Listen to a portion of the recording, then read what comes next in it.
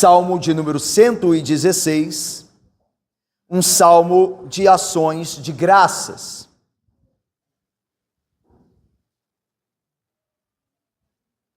Eu farei a leitura do salmo, irmãos. Os queridos me acompanhem, por favor, em oração, acompanhando o texto sagrado da palavra do Senhor. Então, eu começarei a leitura e os irmãos acompanhem ouvindo atentamente.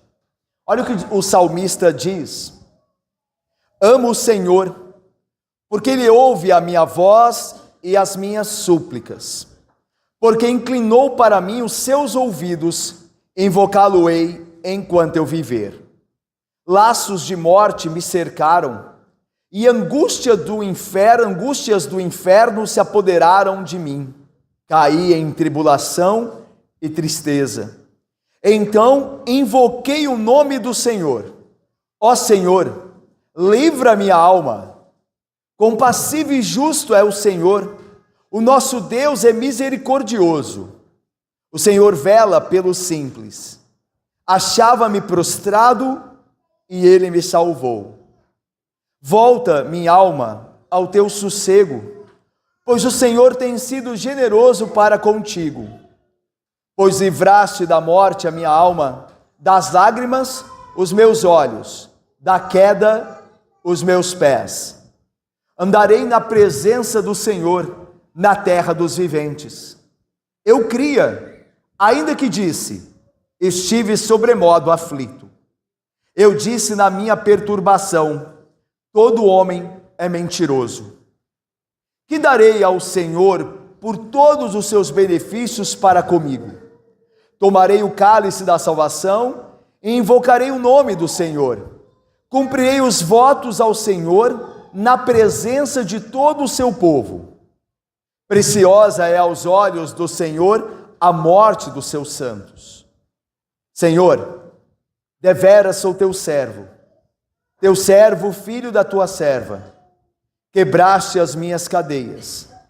Oferecer-te-ei sacrifícios de ações de graças, e invocarei o nome do Senhor.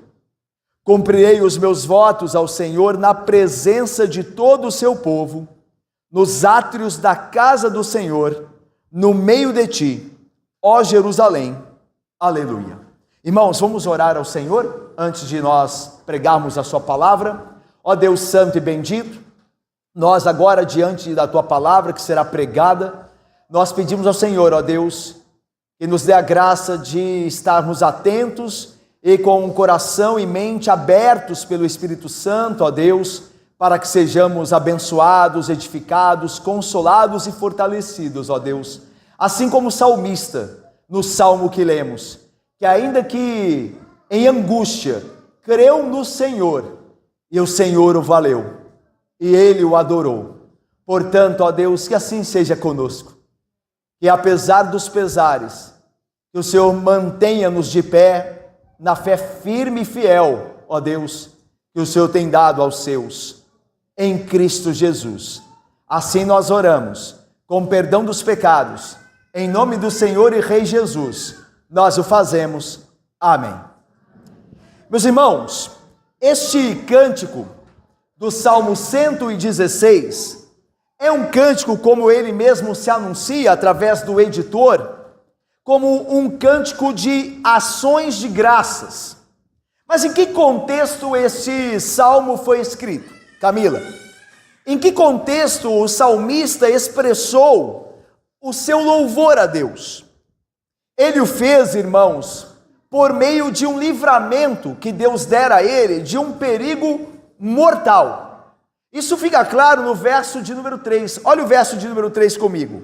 Laços de morte me cercaram, e angústias do inferno se apoderaram de mim. Veja, irmãos, o salmista passou por uma experiência mortal de quase morte. Talvez alguns teólogos aqui, eles de fato chamem a atenção para uma possibilidade de que o salmista esteve por meio de uma enfermidade à beira da morte, à beira da sepultura. Alguns entendem que o salmista pode também ter sido alvo de perseguição ferrenha, de inimigos que queriam destruir a sua vida. Então há uma possibilidade de enfermidade mortal e há uma possibilidade de opressão, inimizade, que deseja a morte do oprimido, daquele que é considerado um desafeto. Irmãos, de um jeito ou de outro, nós percebemos que essas dificuldades podem muito bem sobrevir a cada um de nós. Nós estamos expostos a enfermidades mortais. E estamos também expostos neste mundo a homens maus, que querem ou destruir a nossa fé ou a nossa própria vida. O salmista, tendo sido exposto a um perigo mortal, como vimos, ele de fato louva a Deus pelo livramento que Deus operara em seu favor. Diz o texto que o salmista ama o Senhor, está no verso 1, porque o Senhor ouve a sua voz súplice, a sua voz que suplica, e o Senhor atendeu. O Senhor veio livrar a sua alma daquele perigo mortal. E no final do salmo, nós vimos que o salmista, ele tendo passado uma experiência pessoal com o Senhor de livramento, ele faz a sua gratidão pública a Deus. É interessante isso, não? Mesmo que a experiência tenha sido individual, pessoal, a gratidão do salmista é pública. Tanto que ele diz no final do salmo: cumprirei os meus votos na presença de todo o seu povo, nos átrios da casa do Senhor em Jerusalém. Então veja, a experiência pessoal, a experiência individual, mas a gratidão é pública. O salmista quer que todos saibam como o Senhor é bom, como Ele foi misericordioso e como Ele salvou a sua alma. Esse é o contexto do salmo que temos diante de nós. Mas esse salmo, meus irmãos, ele é dividido em algumas partes aqui importantes para que nós o entendamos bem. No primeiro e segundo versículo, o salmista invoca o Senhor em tempo de angústia. No verso de número 3 e 4, o salmista enfrenta a angústia através da oração. Ele invoca o Senhor na angústia e ele luta contra a angústia com a oração. Depois, no verso 5 e 7, o salmista descansa, confiando na provisão do Senhor no meio da tribulação. Então veja, o salmista na angústia invoca o Senhor. Ele faz isso por meio da oração. Depois de orar, ele descansa na providência divina. Ele sabe o que o Senhor está cuidando dele. Depois, meus irmãos, o salmista, nos versos de número 8 a 11, ele entoa uma resposta alegre pelo livramento de Deus na angústia que o cercara. E depois, no final, ele tendo a situação resolvida pelo Senhor, ele passa a oferecer sacrifício e a obedecer o Senhor pelo livramento a ele oferecido, realizado. Então nós vamos ver cada uma dessas partes com calma. Vamos à primeira parte, onde o salmista invoca o Senhor na sua angústia. Olha aí, versos 1 e 2. Amo o Senhor, porque Ele ouve a minha voz e as minhas súplicas, porque inclinou para mim os seus ouvidos, invocá-lo-ei enquanto eu viver. Irmãos, o salmista, Patrick, declara o seu amor a Deus, porque o Senhor tem sido fiel a Ele. Diz aí, amo o Senhor aí é o nome Yahvé, é o nome de Deus que aponta para a sua aliança. Quando Deus entrou no Antigo Testamento em aliança com o seu povo, Ele se revelou com este nome, Yahvé, que é o Deus da aliança, é o Deus da aliança fiel e amorosa. A ideia então é que o salmista ama o Senhor porque é amado por Ele, porque o Senhor entrou numa aliança de amor com Ele, e o Senhor não se esquece dele, mesmo na sua angústia. Por isso o salmista diz, amo o Senhor da aliança. porque Ele não se esquece de mim. E a prova que o Senhor não se esquecia dele, graça, qual é no Salmo? É que o Senhor ouve a voz dele. O Senhor ouve a oração dele. Olha o que diz o verso. Primeiro, porque Ele ouve a minha voz e as minhas súplicas. E aí ele reforça esse pensamento, essa verdade no verso 2. Porque inclinou para mim os seus ouvidos. E aí o salmista decide: invocá-lo-ei enquanto eu viver. A ideia de que o salmista, tendo experimentado a mão do Senhor, Vitória e Felipe, a mão, meu querido André Lucas, misericordiosa do Senhor, a atenção do Senhor para com ele, que ouviu as suas orações, agora ele está decidido a, em toda a sua vida, invocar este mesmo Senhor. Irmãos, o salmista crê naquilo que nós devemos crer também, que Deus, por ser um Deus fiel à sua aliança conosco, é sempre acessível a nós, todos os dias da nossa vida. Nós podemos invocá-lo a cada instante, e Ele nos ouvirá, e virá a nosso socorro. Daí o salmista decidiu consigo mesmo: invocá-lo-ei enquanto eu viver, porque o Senhor não falha comigo, o Senhor jamais falhará. E essa é a ideia aqui.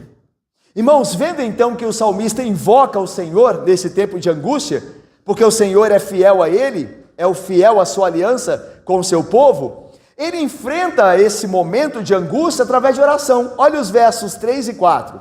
Laços da morte me cercaram, e angústias do inferno se apoderaram de mim.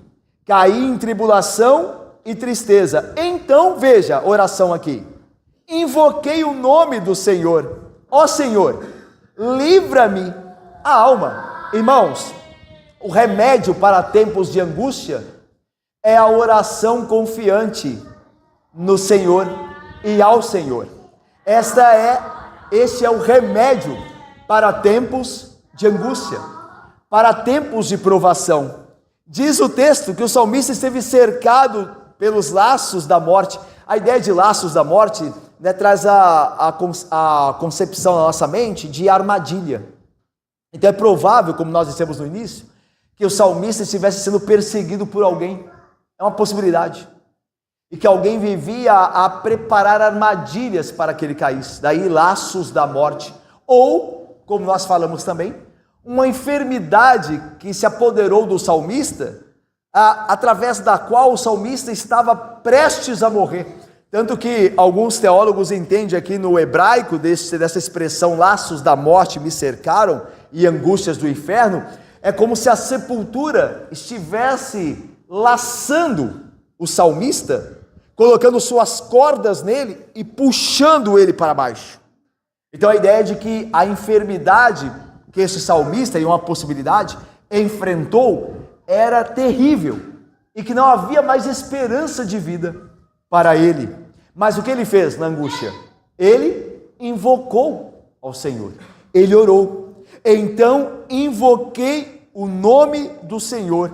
Ó Senhor, livra-me a alma. Irmãos, um dos meios de graça que Deus nos deu para vencermos e resistirmos no tempo da angústia e da provação é a oração. É a oração. Este é um poderoso meio de graça. Mas ao mesmo tempo, irmãos, como nós somos negligentes para com este meio de graça, como nós oramos pouco e pouco recorremos a Deus. Isso, meus irmãos, se deve à confiança que nós temos no nosso braço, na nossa força, nos nossos planos e projetos. Nós achamos muitas vezes que podemos resolver por nós mesmos as nossas angústias e deixamos de ser muito abençoados quando não vamos ao Senhor em oração. Irmãos, a Bíblia está cheia de exemplos de homens e mulheres que em suas angústias clamaram ao Senhor. E o que aconteceu com eles? Eles foram ouvidos, foram salvos de suas provações. Na Bíblia está cheia de exemplos de homens que clamaram ao Senhor, de mulheres que clamaram ao Senhor, e o Senhor se compadeceu e os livrou. Eis aí, meus irmãos, uma importante lembrança para nós, em tempos de angústias. Nós não saberemos, o que nos acontecerá no próximo ano, nesse ano que se iniciará daqui a pouco. Pode ser que sejam muitas as nossas angústias. Embora não é geralmente o que nós ouvimos em algumas igrejas, geralmente nesses cultos de fim de ano, Nós ouvimos que será um ano maravilhoso, melhor que este ano que se finda. Essa conversa que chega a ser um pouco infantil, Porque todo ano é melhor do que o outro, É a promessa que será melhor do que o outro. Acontecerá coisas espetaculares. E a verdade é que, mesmo tendo esse anúncio, essa previsão, que não tem respaldo bíblico, obviamente, acontece que este ano, por exemplo, que foi anunciado, este ano agora que termina, foi anunciado como um ano maravilhoso, muitos irmãos, muitas pessoas enfrentaram grandes lutas. E estão adentrando este ano de 2025, adentrarão a ele também enfrentando muitas lutas. Tem irmãos nossos aqui que não puderam estar conosco hoje porque tem parentes no hospital. Olha como o ano começa para eles. Então é infantil e antibíblico. Está dizendo que nós vamos ter um ano melhor. O que nós podemos saber e sabemos à luz da palavra é que Deus estará conosco, isso basta. Agora, que nós não teremos provações, que tudo será um mar de rosas, isso de fato carece muito de fundamentação bíblica. Isso é a prova de que os santos sofrem. Tanto que aqui diz o salmista: na minha angústia, laços da morte me cercaram. Pode ser que no ano de 2025, laços da morte me cerquem. Pode ser que cerquem você. Mas que eu e você saibamos que nós temos um Deus a quem podemos invocar e orar. E Ele nos ouvirá e virá a nosso socorro. Mas veja agora, irmãos, visto isso, nós devemos descansar e confiar na provisão divina. É o que o salmista faz nos próximos versos aqui, 5 e 7. Vamos ler juntos? 5 e 7, leiamos. Compassivo e justo é o Senhor. O nosso Deus é misericordioso. O Senhor vela pelo simples. Achava-me prostrado e Ele me salvou. Volta, minha alma, ao teu sossego, pois o Senhor tem sido... Irmãos, o Senhor é compassivo. É interessante agora que o salmista, tendo orado ao Senhor no dia da angústia, quando laços da morte o cercaram, o salmista agora descansa. E a ideia é que o Senhor nem ainda proveu a ele livramento, mas ele já descansa. E é interessante isso, irmãos. Às vezes nós oramos a Deus por livramento e o livramento nem veio ainda e nós já gozamos de paz no coração. Lembram-se de Ana, que queria um filho para consagrar a Deus? Lá no primeiro livro de Samuel nos é contada a história de Ana. E ela orou ao Senhor para que o Senhor lhe desse um filho varão. E ela, antes de orar, diz o texto, estava entristecida e chorosa. Diz o texto, lá em 1 Samuel, no primeiro capítulo, que quando ela acabara de orar ao Senhor, ela já não estava mais triste. Ela já estava consolada. Irmãos, a oração é uma bênção, porque ela não só traz a resposta de Deus à alma angustiada, como também ela abençoa o coração no sossego que Deus traz à alma que confia, à alma que espera na providência divina. E o salmista faz isso. Ele, antes que seja respondido, ele descansa e conclui consigo que o Senhor é compassivo, que o Senhor é justo, o Senhor é misericordioso, o Senhor vela pelo simples, o Senhor salva. Irmãos, compassivo é a qualidade que Deus tem de dar a alguém o que esta pessoa não merece. Quando a Bíblia fala que Deus é compassivo, é que Ele dá a nós o que nós não merecemos. Meus irmãos, nós devemos sair daqui hoje à noite, desse culto, certos de que as bênçãos que nos chegam, não é porque nós merecemos. As bênçãos que temos da parte do Senhor, não é porque temos uma performance que merece ser abençoada, mas porque o Senhor é compassivo. O Senhor se agrada de abençoar aqueles que não merecem. mas confiam em suas misericórdias. O Senhor também é justo, e a ideia de ser justo aqui é que o Senhor tem um compromisso. Não importa qual seja a situação do crente, o Senhor nunca se esquivará do compromisso para com ele. Essa é a ideia. Não importa, irmãos, se nós estivermos no lamaçal do pecado, se nós invocarmos o nome do Senhor arrependidos, o Senhor nos salvará, porque o Senhor é justo. A ideia de que Ele tem um compromisso com o seu povo, e Ele não o abandonará, Ele não o abandonará. Irmãos, vocês se lembram de Abraão no relato bíblico? Quando Deus fez aliança com Abraão lá em Gênesis 15. Em Gênesis 16, Deus fez uma aliança com Abraão em Gênesis 15. Em Gênesis 16, Abraão peca contra Deus. Deus havia prometido que ele daria um filho com Sara, só que Abraão, cansado de esperar, anui ao conselho da sua esposa e tem um filho com a serva Agar. Então ele desobedeceu e não esperou em Deus, ele pecou contra Deus. No capítulo 17, que é o seguinte, Deus aparece a Abraão e renova a sua aliança com ele e diz que vai abençoá-lo. Então veja, irmãos, Deus entra em aliança com Abraão no capítulo 15. No capítulo 16, Abraão peca contra Deus. No capítulo 17, Deus abençoa Abraão. Já pararam para perceber isso? Deus entra em aliança com Abraão no 15, Abraão quebra a aliança no 16, no 17 Deus aparece para abençoar Abraão, porque nunca dependeu da minha e da sua performance.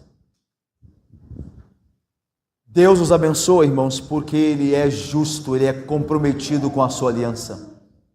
E Ele prometeu nos salvar e Ele fará isso independente de nós. E aqui o salmista lembra-se disso, e a esperança do salmista é essa, que Deus é compassivo e justo. O nosso Deus, continua o salmista, é misericordioso. A ideia de misericórdia, irmãos, a palavra misericórdia significa o coração que se inclina à miséria. Miséria cardia, de coração. O coração que se compadece da miséria de alguém. Quem que é o misericordioso? Misericordioso é que olha para a miséria de alguém e se compadece, faz algo para livrar aquela pessoa da miséria. Assim Deus é para conosco. Ele olha a nossa miséria, Ele olha o nosso pecado, e o que Ele faz? Ele nos destrói? Ele nos rejeita? Não, Ele vem ao nosso socorro.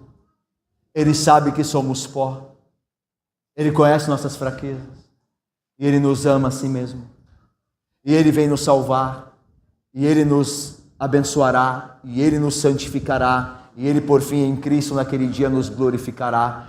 Ele se importa conosco em nossas misérias. Este Deus é o que nós temos como Deus, o Deus vivo e verdadeiro, misericordioso. E agora olha o versículo 6, isso tudo o salmista está descansando em Deus, lembrando de quem é o Deus a quem ele ora. Esse Deus é compassivo, esse Deus é justo, esse Deus é misericordioso, como diz o verso 5. O verso 6 diz que o Senhor vela pelos simples. Irmãos, aqui a ideia é que o salmista, lembra que o salmista está cercado de laços de morte? Então veja, o problema do salmista é externo, ou inimigos que querem destruí-lo, ou enfermidade, ok? Só que o problema do salmista também é interno. A ideia de simplicidade aqui é a ideia de alguém que é ignorante para certas coisas, que é inocente para certas coisas. É uma pessoa que se complica facilmente, sem querer. Veja, irmãos, a Bíblia nos chama a não sermos simples, no sentido de sermos ingênuos demais. Mas é verdade que nas nossas faltas, na nossa natureza, nós podemos ser simples e singelos de tal maneira que nos coloquemos em dificuldade sem percebermos. E não é verdade? Às vezes eu e você nos enrolamos porque não percebemos, porque não temos a sabedoria que é suficiente, não pedimos a Deus. Mas o que Deus faz? Ele nos abandona? Não, Ele vela por nós. Deixa eu lhes falar, deixa eu lhes lembrar. Quantas vezes, pense, quantas vezes eu e você já nos metemos em problemas porque falamos demais? Porque falamos o que não convinha falar? Porque fizemos o que não deveríamos ter feito? E o que Deus faz? Volto a dizer, pergunto novamente, Deus abandona-nos? Deus nos rejeita? Nos chama de tolo e se desfaz de nós? Não. Deus vela por nós. O seu amor é imenso. O seu amor não tem fim. A sua misericórdia renova-se a cada manhã. Deus não nos abandona jamais, até na nossa simplicidade, até nos nossos erros. Deus conserta os nossos caminhos. Deus conserta os nossos caminhos, irmãos. Quantas vezes Ele consertou os nossos caminhos? Com as bobagens e pecados que cometemos. Como nos enrolamos. E Deus se compadece de nós.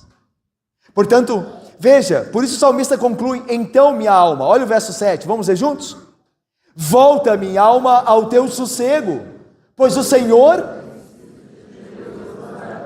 Veja, irmãos, se Deus me dá o que eu não mereço, me dá as bênçãos que eu não mereço, se Deus, apesar de eu quebrar a aliança muitas vezes com o meu pecado, Ele não quebra a aliança comigo, Ele se importa comigo ainda que eu seja um pecador. Se Deus é misericordioso e se importa com a minha miséria e vem meu socorro, se Deus vela na minha ignorância e na minha estupidez por mim, então sossega minha alma. Descansa, alma. Porque o Senhor tem sido generoso para contigo. Graças a Deus, irmãos. O Senhor tem sido generoso para conosco, apesar de sermos quem somos e fazer o que fazemos. O Senhor não tem se esquecido de nós. Agora veja o salmista colocando isso na prática. Nos versos de 8 a 11, ele mostra, e aqui é o centro do salmo, ele mostra que mesmo em angústia, ele creu nisso tudo que a gente acabou de falar agora, que Deus é compassivo, que Deus é justo, que é misericordioso, que velava por ele. Aí ele vai dizer assim, eu creio nisso tudo, mesmo que em angústia. Olha aí, versículo 8, pois livraste da morte a minha alma, das lágrimas os meus olhos, da queda aos meus pés. A ideia é que Deus livra completamente, integralmente. Andarei na presença do Senhor na terra dos viventes, decidiu o salmista. Agora veja o verso 10. Eu cria, ainda que disse, estive sobremodo aflito. Eu disse na minha perturbação, todo homem é mentiroso. Irmãos, o salmista diz que creu, ainda que estivesse sobremodo aflito. Irmãos, a verdadeira fé é sustentada por Deus nas mais diversas tribulações e aflições. E é interessante, irmãos, que nós vemos aqui, e poderoso, que a fé verdadeira não exclui fraqueza. Vou repetir, Irineia e Carol, a fé verdadeira não exclui fraqueza. Porque o salmista diz, eu criei, ainda que estive angustiado. Eu estive angustiado, mas eu criei. Meus irmãos, o salmista manteve a sua fé que Deus tinha dado a ele, ainda que em grande angústia. Ele havia se agarrado à fé contra toda a esperança. A ideia aqui é que quando não havia nenhuma esperança, ele creu. Ainda creu.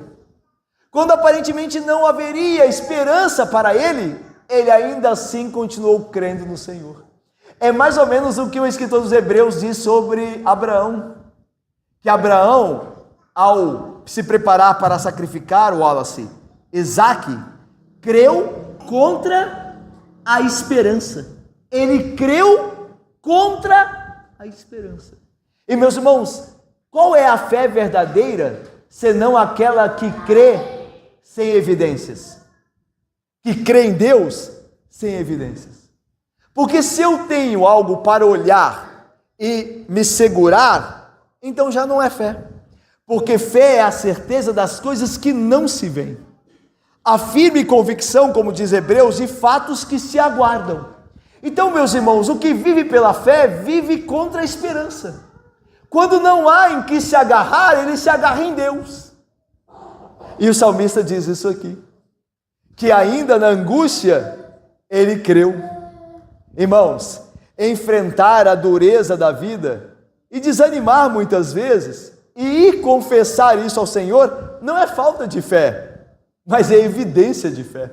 É porque a ideia, veja, a ideia é que alguém que tem muita fé nunca duvida. A ideia de que alguém que é muito crente, ele nunca chora. Às vezes as pessoas choram, aí os irmãos vão consolar dizendo, não chore não, o crente está sempre alegre. Irmãos, Jesus chorou. Quando diante da morte de Lázaro, a Bíblia diz, ele chorou diante de Jerusalém, Jerusalém, Jerusalém, quantas vezes quis reunir-vos, como uma galinha recolhe junto de si os seus pintainhos. Ele chorou, ele se entristeceu, o santo de Deus. Quanto nós mais, pecadores, o faremos. Fé não significa, irmãos, que nós não teremos tristezas. O fato de ter tristezas esse ano que se inicia e provações não significa que eu e você não somos crentes. Daí a infantilidade e a falta de fundamento bíblico daqueles que anunciam um ano maravilhoso, um ano de alegria, um ano de sorrisos. Qual foi o ano que você não chorou? Qual foi o ano que você não enfrentou uma tribulação? Uma angústia? Um desafio? Qual foi? Nós sempre estamos enfrentando essas coisas. No mundo tereis aflições. O ano que vem vocês terão aflições. Jesus disse. Mas tende bom ânimo. Em mim, eu venci o mundo. É por isso que o salmista, na angústia, ele creu. Porque ele conhecia o Deus que tinha. Ainda que triste e em angústia, ele creu. Isso é fé verdadeira. Isso é fé verdadeira. Veja agora que o salmista decide responder então grato ao Senhor, porque ele creu no Senhor na angústia e o Senhor livrou a alma dele. Agora ele vai agradecer ao Senhor. Olha só, veja aí versos 12 a 14. Que darei ao Senhor por todos os seus benefícios para comigo? Tomarei o cálice da salvação e invocarei o nome do Senhor. Cumprirei os meus votos ao Senhor na presença de todo o seu povo. É interessante, né? Porque essa sempre é a pergunta. Que darei ao Senhor por todos os seus benefícios para comigo? O Senhor me deu o que eu não merecia. Eu não mereço nada, Ele me tem dado tudo o que eu preciso. O Senhor é justo, é comprometido com a aliança que me deu. Embora eu quebre a aliança, Ele não quebra, Ele continua fiel. O Senhor é misericordioso, Ele se importa com a minha miséria e Ele me vale quando eu erro pela minha ignorância e simplicidade. O que darei ao Senhor por todas essas coisas para comigo? E aí o interessante é que o salmista diz, não darei, tomarei. Porque não é o que se espera, não é? Olha o verso de número 13. Tomarei o cálice da salvação e invocarei o nome do Senhor. Veja, Leandro, o salmista diz, o que darei, Denise e Diácono Gil? Aí ele responde, Endrica, tomarei. O versículo 13, o verso 13 não devia ser, darei? O que darei? Darei isso, darei aquilo outro, não é? Mas ele não diz assim, ele diz, tomarei. Ricardo e Vitória, Cássio, querido Diácono e Eridinai. Irmãos, a vida cristã é muito mais do que dar ao Senhor. É essencialmente tomar dele. A vida cristã é receber de Deus, muito mais do que dar. Nós temos muito pouco para dar, senão nada. Mas Deus é a fonte de todo o bem. É interessante que muitos acham que vida cristã é o que nós podemos fazer para Deus, mais do que o que Deus faz por nós. E a vida cristã, meu irmão, é o que Deus faz por você, mais do que o que você faz por Ele. E eu e você sabemos que é muito mais do que eu e você fazemos a Deus, certo? Porque nós fazemos muito pouco. E Jesus disse que assim seria. Lembram-se da parábola que ele conta do servo? Que um senhor tinha um servo e aquele senhor disse, olha, servo, vem aqui, prepara a mesa para que eu coma e depois que eu comer, você então comerá, só depois que eu comer você comerá e quando você tiver feito tudo o que lhe ordenei, você ainda dirá: sou servo inútil, porque não fiz nada mais do que minha obrigação. O que nós daremos ao Senhor? Nós tomaremos dele, porque nós não temos nada e ele tem tudo. Uma vida cristã verdadeira e autêntica, irmãos, é uma vida que confia totalmente em Deus e seu Filho Jesus, que vive pelo poder de Deus e pelo poder de seu Filho e Rei Jesus. Esta é uma verdadeira vida cristã, que olha pouco para si e pouco para o que pode fazer, mas olha muito para aquele que fez todas as coisas por nós. O que farei? O que darei? Tomarei. Tomarei daquele que tem todas as coisas. Olha só o que diz o verso 15 e 16. A situação foi resolvida pelo Senhor. O salmista, agora resolvido a cumprir seus votos na presença do Senhor e na presença de todo o seu povo, declara aqui que Deus o livrou plenamente, completamente. Olha aí o versículo 15 e 16. Vamos ler juntos? Preciosa é aos olhos do Senhor a morte dos seus santos. Senhor, deveras sou teu servo, filho da tua serva. Quebraste as minhas cadeias. Vamos ler agora juntos para terminar os 17 a 19, leiamos. Oferecer-te-ei sacrifícios de ações de graças e invocarei o nome do Senhor. Cumprirei os meus votos ao Senhor na presença de todo o seu povo, nos átrios da casa do Senhor, no meio de ti, ó Jerusalém, aleluia. Irmãos, o salmista então, vamos lá repassar para terminar? O salmista na angústia invocou o Senhor, lembra? Ama o Senhor, porque na minha angústia eu invoquei e ele me ouviu. Ele fez isso em perigo de morte, laços de morte me cercaram. Mas ele se lembrou, mesmo em angústia, do que o Senhor é compassivo, justo, misericordioso e vela pelos simples. E então ele disse, e aqui nós vimos, que ele tomaria do Senhor mais bênçãos ainda, porque nada poderia dar ao Senhor. Mas agora ele está resolvido a concluir que ele não morreu, porque preciosa aos olhos do Senhor é a morte dos seus santos.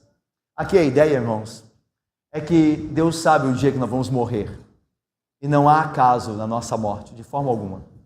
Porque o dia em que nós morrermos, é porque Deus está cuidando de nós. Veja isso, veja isso. Vamos lá. O dia em que nós morrermos, nós o faremos porque Deus está cuidando de nós. Veja, a morte não é falta de cuidado à luz da Bíblia. A morte faz parte do cuidado de Deus, à luz da Bíblia. Então não há morte ao acaso. Ninguém morre porque Deus descuidou. Mas a morte faz parte dos planos de Deus aos seus santos. É preciosa para ele. Um autor disse o seguinte, que a morte, meus irmãos, é de fato a última das bênçãos terrenas que Deus concede a seu povo. A morte é a última das bênçãos terrenas que Deus concede ao seu povo. A gente não está acostumado, Jane, a entender morte assim, não? Como a última das bênçãos, né? Se vocês não fossem tão crentes, alguém bateria na madeira agora, né? 3 vezes, né? Certo? Como bom presbiteriano, 3 vezes. Mas a morte é uma bênção para o crente. Sabe por quê? Dentre outras muitas coisas, a morte dá fim à nossa luta contra o pecado. Por meio da morte, Deus nos livra da nossa miséria que nós sofremos agora e nos aperfeiçoa a nossa alma, enquanto o nosso corpo espera, descansando na terra, a sua ressurreição gloriosa. A morte nos dá entrada no reino de Deus, que é incomparavelmente melhor ao que vivemos aqui. A morte nos coloca na presença do nosso grande Senhor e amado Jesus Cristo. Então, como a morte pode ser vista como inimiga? Ela se tornou, como disse um poeta antigo cristão, ela se tornou uma amiga. A morte é uma amiga. De Joia Júnior, um antigo poeta cristão, brasileiro, crente. Ele tem uma poesia de título, Ó Doce Morte, onde ele diz, vem doce morte. Mas, por mais que isso possa parecer estranho, aos conhecedores da Bíblia não é. Porque lembram-se de Simeão, que quando Jesus nasceu o tomou pelos braços, lá em Lucas, no Evangelho de Lucas. E ele canta um hino cujo título é Despede o teu servo em paz. Porque Simeão, pegando o menino, Jesus diz assim, agora, Senhor, pode despedir o teu servo em paz, porque os meus olhos viram a tua salvação. Em outras palavras, recolhe o teu servo por meio da morte. A morte, irmãos, faz parte do cuidado de Deus para com os seus servos. Eu nunca vou esquecer um velório no qual fui, há muito tempo atrás, onde um pastor, o ministro da palavra, conduzia o ofício fúnebre, e ele disse assim, toda vez que um crente morre, Jesus está tendo a sua oração atendida por seu Pai. Toda vez que um crente morre, Deus o Pai está atendendo a oração de Jesus, seu Filho. Que oração? A oração sacerdotal, lá em João 17, quando Jesus ora ao Pai assim, olha, Pai, a minha vontade é que onde eu estou, estejam também aqueles que tu me deste, para que vejam a minha glória. Quando nós morremos, Deus está nos levando para junto de Cristo, para que nós vejamos a glória dele. Talvez o ano de 2025 seja o ano da minha morte. Eu não sei. Talvez seja o ano da sua morte. Mas que você saiba que mesmo nisso, Deus estará cuidando de você. Nosso Deus jamais falhará conosco. Porque quer morramos, quer vivamos, somos do Senhor. Hoje e para sempre. Eu termino como terminou o salmista. Depois de tudo isto, que o salmista pessoalmente experimentou acerca de Deus, o que ele decidiu é que ele passaria a viver grato e obediente a Deus. Olha aí, vamos ver juntos, terminando? Versículos 17 e 19 novamente. Oferecer-te-ei sacrifícios de ações de graças, e invocarei o nome do Senhor. Cumprirei os meus votos ao Senhor na presença de todo o seu povo, nos átrios da casa do Senhor, no meio de ti, ó Jerusalém. Aleluia. Irmãos, o crente, ele que experimentou a salvação de Deus por meio de Cristo, ele vive na comunidade dos santos, ele expressa sua gratidão no meio do povo de Deus. Por isso que não existe crente fora da igreja, não ordinariamente. Não ordinariamente. Ordinariamente, todo crente está na igreja de Cristo. Numa igreja local, servindo a Deus, oferecendo sacrifício, invocando louvores ao nome de Deus que o salvou. Como diz o salmista aqui, ele passou por uma experiência individual, pessoal, mas o louvor dele é no meio da assembleia. Porque a boca fala, irmãos, do que está cheio o coração. Quando Cristo nos salva, verdadeiramente nos salva, nós queremos contar isso aos outros. É assim, irmãos. Quando acontece uma coisa boa, a gente publica lá na rede social, a gente tira foto no Instagram, faz de tudo para os outros saberem. Como seria diferente? Na maior das dádivas que alguém poderia ter, que é a salvação que vem de Deus por meio de seu Filho, Jesus Cristo. Por isso, a salvação tem um aspecto comunitário. Ela é individual, mas ela se expressa na comunidade dos santos. E é por isso que nós estamos, ou pelo menos deveríamos estar hoje à noite aqui. Você veio aqui hoje, eu espero, e eu também, para agradecer a Deus aquilo que Ele fez neste ano também, que se finda, em cada vida aqui presente, como Ele guardou, sustentou, proveu e teve misericórdia. E nós estamos juntos aqui adorando a Deus. cumprindo os nossos votos. Nós fizemos um voto a Deus. Eu posso falar da Igreja Presbiteriana certamente, da qual sou, pela graça de Deus, ministro. Se você é um presbiteriano, você é membro dessa igreja, você fez um voto. O voto não é, você sabe que voto não é obrigatório, né? A Bíblia diz que nós não somos obrigados a votar, mas se alguém votar, cumpra o seu voto. Ninguém é obrigado a votar nada a Deus. Pense bem antes de votar, mas se votar a Deus, não tarde em cumprir o voto, porque Deus não se agrada de tolos. Pessoas que prometem a Deus e não cumprem, certo? Mas se você é presbiteriano, da Igreja Presbiteriana do Brasil, pelo menos você é um membro adulto, você fez um voto pelo menos na vida. Qual foi o voto que você fez? Você fez o voto de viver segundo a vontade de Deus, em comunhão com Ele e comunhão com a sua igreja. Para você ser membro de uma igreja presbiteriana, você tem que fazer a sua pública profissão de fé. E a pública profissão de fé é um voto a Deus. Você promete isso? Prometo. Você promete agir assim? Prometo.